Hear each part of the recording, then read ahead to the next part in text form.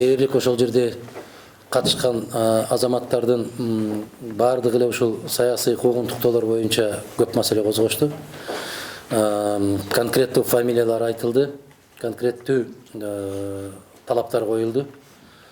Мындайча айтканда бүгүнкү күндө баягы коррупция менен, уурулук менен же башка кылмыскерлик менен эмес, саясий өңүттөн абакта жаткандарды тездетилген түрдө чыгаруу боюнча маселе. Бул жагынан баардыгыбыздын пикирибиз бир жерден чыкты. Мына Талгарбековдун тобу боюнча,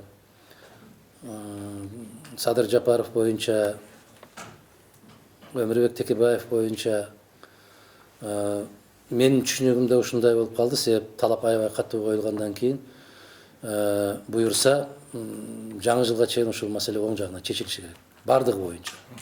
Ошол саясий өңүттөн абакта жаткандардын тагдыры боюнча бардыгы жаңы жылга чейин ушул маселе чечилиши керек деген ойдо калдым. Биринчиден, бул маселени илгертен эле мен коюп келгенмин.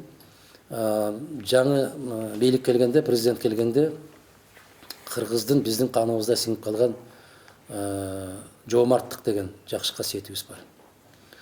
Анан айкөлдүк деген жакшы касиетибиз бар. Болгондо дагы эгерде бир уурулук менен кармалган болсо, аларды бошотуу жөнүндө эч ким эч кандай талап койбойт. Мына ушул маселелер боюнча көп сөз болду, катуу сөз болду. Буюрса жаңы жылга чейин бул маселе оң жагынан чечилет.